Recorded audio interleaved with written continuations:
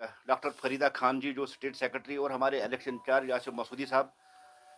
साथियों, कुछ दिनों से आपने भी सुना होगा कि 5 जनवरी 2022 को जब देश के प्रधानमंत्री पंजाब फिरोजपुर में उनको एक रैली को खिताब करना था, तो जानबूझकर कांग्रेस ने तानाशाही दिखाई और पंजाब गवर्नमेंट ने जानबूझकर उस रूट पे रुकावटें खड़ा करवाई ताकि पीएम साहब जो है वो पंजाब में जाके रैली न कर पाए। और 20 मिनट तक देश के प्रधानमंत्री को एक जगह रोका गया, वो ट्रैफिक जाम में फंसे हैं। जहां जिस स्टेट में, जिस कांग्रेस राज में देश के प्रधानमंत्री महफूज नहीं है, उस स्टेट में, उस कांग्रेस रूल में एक आम आदमी की हालत क्या होगी, ये इसी बात से अंदाजा चलता था।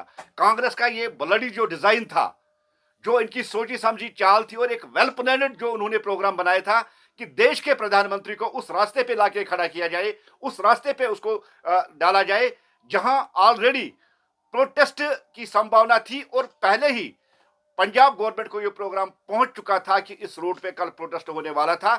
जबकि एज पर प्रोटोकॉल जब देश के प्रधानमंत्री किसी रूट पे निकलते हैं तो उस रूट को ट्रैफिक से मुक्त किया जाता है। 4 घंटे पहले उस रूट पे ट्रैफिक रोका जाता है और एक पैरेलल रूट भी उसके साथ रखा जाता है कि देश के प्रधानमंत्री कौन सा रूट पे चूज करेंगे। लेकिन बदकिस्मती से कांग्रेस और कांग्रेस गवर्नमेंट जो पंजाब में इस वक्त रूल कर रही है, उन्होंने देश के पॉपुलर, दुनिया के सबसे पॉपुलर तरीन रहनुमा को जानबूझकर उनकी जान के साथ खेलते हुए उनको नुकसान पहुंचाने के लिए उन्होंने ये प्लान डिजाइन किया है ताकि देश के प्रधानमंत्री पंजाब में उस रैली और जो उनको कुछ वहां प्रोजेक्ट जो उनकी इनाग्रेशन करनी थी उसमें वो जा न सके। ये एक वेल प्लान था। इससे कांग्रेस की वो मेंटेलिटी कि कांग्रेस हर महज पे पीछे जाता हुआ नजर आ रहा है, यहां तक कि कांग्रेस मुक्त लगभग भारत हो चुका है। अब उसने तानाशाही इख्तियार करके एक देश के प्रधानमंत्री, क्योंकि प्रधानमंत्री जो है वो एक पार्टी का लीडर नहीं, वो देश का लीडर है और देश का प्रधानमंत्री है, उसको रोकने के लिए उन्होंने ये खूनी खेल जो खेला है। भारतीय जनता पार्टी कश्मीर यूनिट इसकी पुरजोर अल्फाज में मजम्मत करती है और हम प्रेसिडेंट ऑफ इंडिया से ये अपील करते हैं कि जहां देश का प्रधानमंत्री महफूज नहीं है उस गवर्नमेंट को बर्खास्त करने की जरूरत है और वहां प्रेसिडेंट रूल लगाया जाए। लोगों के सीटिंग के इंतजाम किया गया था, बट वहां पे 1700 ही थे। उस पे आप क्या कहेंगे? देखिए, ये एक और झूठ है। यहां तक वहां की एजेंसीज है, नहीं, जहां तक वहां की एजेंसीज और जो पिक्चर्स वहां से वायरल हो रही है उसमें जितना भी वहां क्राउड था सारा फुल दिखाई दे गया। कांग्रेस इस चीज से बचने के लिए झूठ पे झूठ का सहारा ले रही है। वो आज पंजाब की सीआईडी एजेंसी ने भी क्लियर कर दिया कि वहां बहुत बड़ा क्राउड था और ये देखा गया है कि प्रधानमंत्री जी जहां भी जाते हैं, चाहे वो इंडिया हो चाहे वो फॉरेन कंट्री हो, वहां लोगों की बहुत ज्यादा कसीर तादाद जमा होती है। कांग्रेस अब झूठ का सहारा लेकर इस मुद्दे से बचना चाहती है। मैं पहले भी कह चुका, अब भी दोहरा रहा हूं, ये कांग्रेस का ब्लडी डिजाइन था।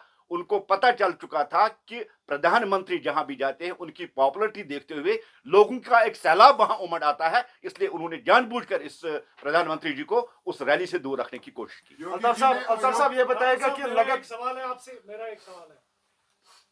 बीजेपी का एक स्लोगन है सबका साथ सबका विकास, लेकिन यहाँ पर अगर देखा जाए 1 साल तक किसानों का जो प्रोटेस्ट चला उसमें करीब करीब 700 से ज्यादा जो किसान है वो मारे गए।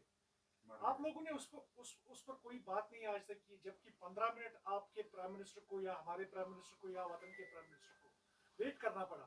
1 साल तक तो आपने किसानों के लिए कोई बात नहीं की। ये जो फार्मर्स के लिए जो लाया गया था वो फार्मर्स की ही बेटरमेंट के लिए था, उनकी बहबूदी के लिए था। और देश के प्रधानमंत्री ने 1 साल के बाद उस फार्मर्स लॉ को उसको वकेट किया, उसको वापस ले लिया और उसके साथ साथ उन्होंने ये कहा कि अगर किसी को दिल उससे दुखा है मैं उनसे माफी मांगता हूं। देश का प्रधानमंत्री, देश का सुप्रीम लीडर जब इस बात को कहता है तो मैं नहीं समझता हूं उसके बाद किसी और को क्लियरेंस देने की जरूरत होगी। तो ये थोड़ा सा एक बताइए मुझे कि क्या 1 साल के बाद उनको एहसास हुआ कि ये हमारी गलती है जो बिल लाई थी? नहीं, देखिए इसमें एहसास होना और 15 मिनट के लिए इतना बवाल बचाना, इसमें एहसास होने वाली बात नहीं है। मैं कह चुका हूं कि वो जो लॉ फार्मर्स लॉ था वो फार्मर्स की बेटरमेंट के लिए था। अब फार्मर्स दूसरा पैटर्न चाहता था, उनका मिजाज समझते हुए, उनको कोई तकलीफ ना पहुंचे।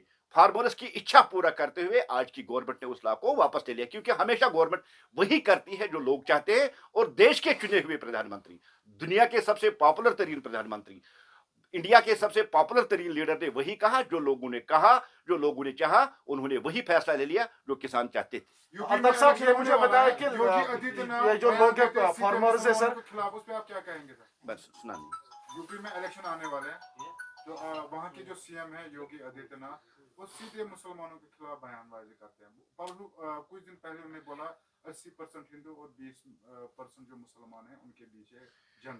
देखिए, भारतीय जनता पार्टी का स्लोगन पहले से ही है सबका साथ, सबका विकास और सबका विश्वास। और अब इसमें एक और पॉइंट उठ गया, सबका प्रयास। प्रयास मीन्स कोशिश, उसमें हिंदू हो, मुसलमान हो, सिख हो, ईसाई हो, भारतीय जनता पार्टी हर एक को एक नजर से देखती है। और जहां तक यूपी की बात कर रही है, देखिए यूपी में योगी जी ने जो 5 साल तक गवर्नमेंट की है वो मिसाल है। उसमें चाहे वहां का हिंदू हो, वहां का मुसलमान हो, वहां का क्रिश्चियन हो, वहां का जैन हो, उन्होंने राहत की सांस ली। यूपी को योगी आदित्यनाथ जी ने गुंडा राज से निजात दिलाई, वहां जो टेरर होता था उससे निजात दिलाई। आज यूपी में देखिए वहां का हिंदू, यहाँ का मुसलमान है, वो योगी राज से खुश है। 5 जनवरी को जो वाकया हुआ सर, अब आपको नहीं लग रहा है कि फार्मर से वो देश के नागरिक है सर? नहीं, लग रहा है देखिए, आपको वो देश के नागरिक है? क्या क्या जाता देश के प्रधानमंत्री अगर वो बात करते हैं उनके साथ? देखिए फार्मर्स जिस तरह हम देश के नागरिक हैं, जिस तरह हम हिंदुस्तानी है, उस तरह फार्मर्स भी हिंदुस्तानी है। प्रधानमंत्री का एक सेट प्रोटोकॉल होता है किनको कहां से मिलना है। और सबसे बड़ी बात है, फार्मर जहां प्रोटेस्ट कर रहे थे उससे 4 किलोमीटर दूर प्रधानमंत्री की जो ट्रैफिक जामिंग में गाड़ी फंसी थी, प्रधानमंत्री वहां तक नहीं जा सकता था। अगर प्रधानमंत्री वहां से निकलते तो वो ये एक ऐसे प्रधानमंत्री है जो आम लोगों से मिलना पसंद करते हैं। तो मैं समझता हूं कि अगर प्रधानमंत्री उस मुकाम पर पहुंचते तो वो उनसे भी जरूर मिल देते।